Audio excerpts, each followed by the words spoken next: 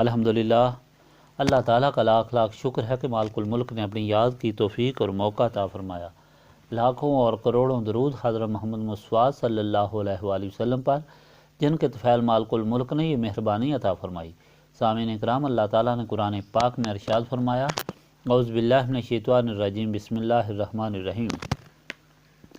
وَلَقَدْ آتَيْنَا مُوسَى الْكِتَابَ وَجَعَلْنَا مَعَهُ أَخَاهُ هَارُونَ وَزِيرًا فَقُلْنَا اذْهَبَا إِلَىٰ قَوْمِ الَّذِينَ كَذَّبُوا بِآيَاتِنَا فَدَمَّرْنَاهُمْ تَدْمِيرًا وَقَوْمَ نُوحٍ لَمَّا كَذَّبُوا الرُّسُولَ أَغْرَقْنَاهُمْ وَجَعَلْنَاهُمْ لِلنَّاسِ آيَاتًا وَأَعْتَدْنَا لِلظَّالِمِينَ عَذَابًا أَلِيمًا وَعَادًا وَثَمُودَ وَأَصْحَابَ الرَّسِّ وَقَرُونًا بَيْنَ ذَلِكَ كَثِيرًا وَكُلًّا ضَرَبْنَا لَهُ الْأَمْثَالَ وَكُلًّا تَبَرَّأْنَا تَتْبِيرًا وَلَقَدْ آتَوْا عَلَى الْقَرْيَةِ الَّتِي أُمْطِرَتْ مَطَرَ السَّوْءِ أَفَلَمْ يَكُونُوا يَرَوْنَهَا بَلْ كَانُوا لَا يَرْجُونَ نُشُورًا وَإِذَا رَأَوْكَ إِن يَتَّخِذُونَكَ إِلَّا هُزُوًا أَهَٰذَا الَّذِي بَعَثَ اللَّهُ رَسُولًا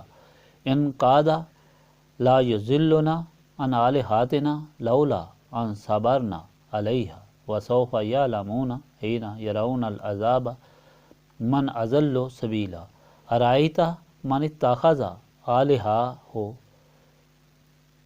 إِلَٰهًا هَوَاهُ أَفَأَنْتَ تَكُونُ عَلَيْهِ وَكِيلًا أَمْ تَحْسَبُ أَنَّ أَكْثَرَهُمْ يَسْمَعُونَ أَوْ يَعْقِلُونَ إِنْ هُمْ إِلَّا كَالْأَنْعَامِ بل ہم اضل سبیلا۔ اور بے شک ہم نے عطا فرمائی موسیٰ کو کتاب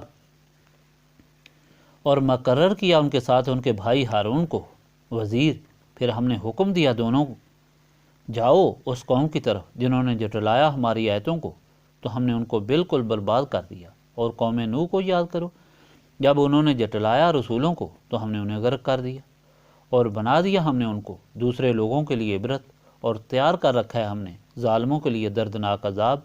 اور یاد کرو قوم عاد اور سمود اور اصحاب الراس اور ان کثیر تعداد قوموں کو جو ان کے درمیان گزری، حق سمجھانے کے لیے ہم نے بیان کی، ہر ایک کے لیے مثالیں، اور ہم نے سب کو نیست و نابود کر دیا۔ اور کئی بار گزرے ہیں یہ اس قصہ کے پاس سے جس پر پتھراؤ کیا گیا تھا بری طرح، کیا وہ اسے نہیں دیکھا کرتے؟ بلکہ یہ حقیقت ہے کہ انہیں دوبارہ جینے کی امید نہیں تھی۔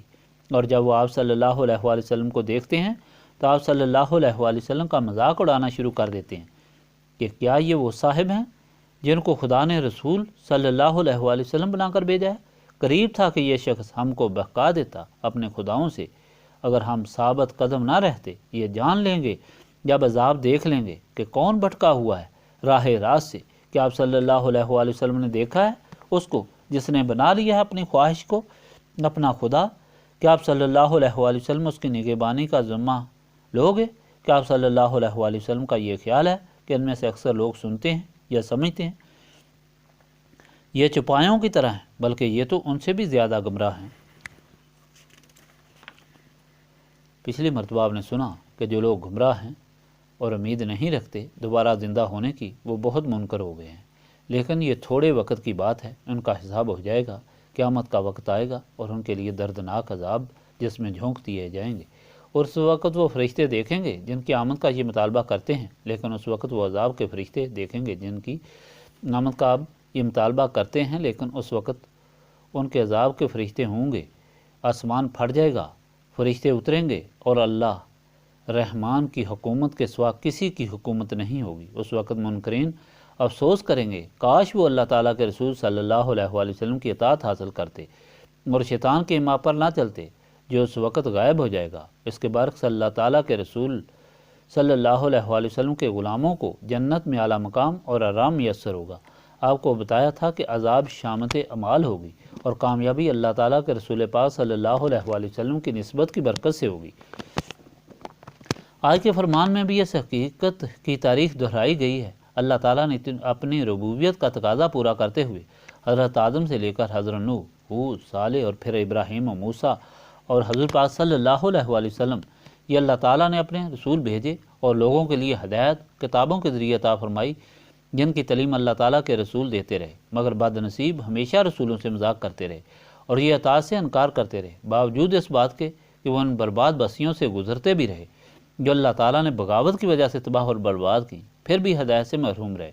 اور آخری رسول صلی اللہ علیہ وآلہ وسلم جو ان کو یہ ساری حقیقت بتاتے رہے، ان سے بھی مذاق کرتے رہے اور شیطان کی ماں پر اللہ تعالیٰ کے بغیر اور معبود بنائے جن کی کوئی حقیقت نہ تھی، اور اپنی خواہشات کو بھی اپنا معبود بنا لیا، اور اس طرح اللہ تعالیٰ اور رسول پاک صلی اللہ علیہ وآلہ وسلم کے حکم کو چھوڑ کر شیطان کی ماں پر چلتے رہے۔ ان کا انجام دونوں جہانوں میں تباہی اور بربادی ہے، اور یہ گمراہی اور بربادی صرف اس وجہ سے ہوئی کہ انہوں نے اللہ تعالیٰ اور رسول پاک صلی اللہ علیہ وآلہ وسلم کی ہدایت چھوڑ کر شیطان کا راستہ اختیار کیا، اور اس لیے وہ نسبت رسولی صلی اللہ علیہ وآلہ وسلم سے محروم رہے۔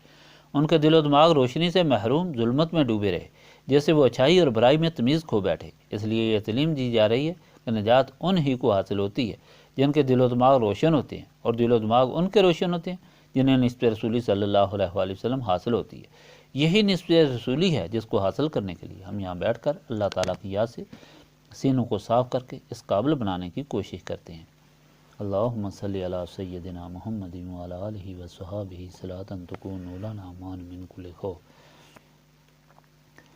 ربنا آتنا فی الدنیا حسنۃ وفی الآخرۃ حسنۃ وقنا عذاب النار۔ لا الہ الا انت سبحانک انی کنت من الظالمین۔ رب اغفر وارحم وانت خیر الراحمین۔ انت ولی فی الدنیا والآخرہ توفنی مسلما والحقنی بالصالحین۔ ربنا لا تزغ قلوبنا بعد اذ ہدیتنا وہب لنا من لدنک رحمۃ انک انت الوہاب۔ اللہم انک عفو تحب العفو فاعف عنی یا غفور یا غفور یا غفور۔ استغفر اللہ العظیم الذی لا الہ الا هو الحی القیوم واتوب الیہ۔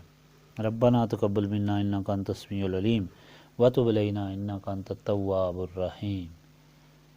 سبحانک ربک رب العزۃ عما یصفون وسلام علی المرسلین والحمد للہ رب العالمین۔